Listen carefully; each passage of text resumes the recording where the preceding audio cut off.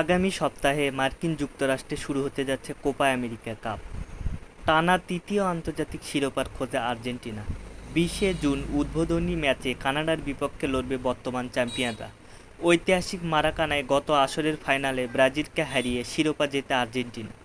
এটি লিওনেল মেসির প্রথম আন্তর্জাতিক শিরোপা। গত আসরে সর্বমোট 12 গোল করেছে আর্জেন্টিনা, এর মধ্যে 9টি গোল ছিল লিওনেল মেসির। এছাড়াও সতীর্থদের দিয়েও করিয়েছিলেন গোল। হতে পারে এটি তার ক্যারিয়ারের সর্বশেষ বিশ্বকাপ। 8বারের ব্যালন ডি'অর জয়ী কি পারবে তার শেষটা রাঙাতে? এবার কোপায় আর্জেন্টিনাকে টপ ফেভারিট বলা হচ্ছে। এর জন্য 5টি কারণ খুঁজে বের করেছে ফুটবল বিশ্লেষক। সবগুলো সমীকরণ মিলে গেলে আবারও কোপার শিরোপা উৎসবে মাতবে আর্জেন্টিনার সমর্থক। 5টি কারণ। প্রথম, ব্রাজিলের দুর্বল ফর্ম। 2019 সালে সর্বশেষ কোপা ট্রফি জেতে ব্রাজিল। দলের বর্তমান স্কোয়াডে নেই সেই দলের অনেক খেলোয়াড়। এছাড়াও নতুন কোচ দায়িত্ব নেওয়ার পর ব্রাজিল সেরকম ছন্দে নেই।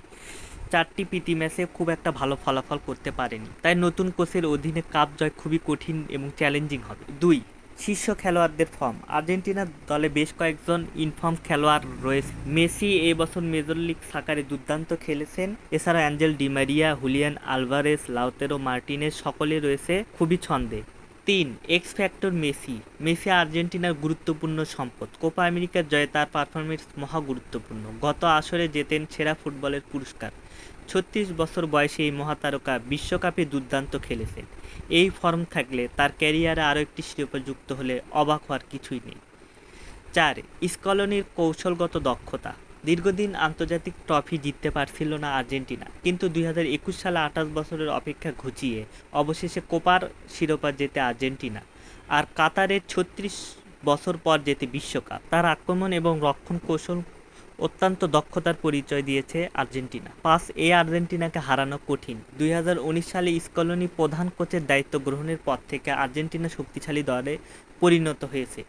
2019 সালে কোপা আমেরিকার সেমিফাইনাল ব্রাজিলের কাছে হারার পর টানা 36 ম্যাচ অপরাজিত ছিল আর্জেন্টিনা। কাতার বিশ্বকাপে নিজেদের প্রথম ম্যাচে সৌদি আরবের কাছে হেরে যায় আর্জেন্টিনা। এরপর 18 ম্যাচে আর মাত্র একটি হেরেছে বিশ্বকাপ বাছাই উরুগুয়ের বিপক্ষে।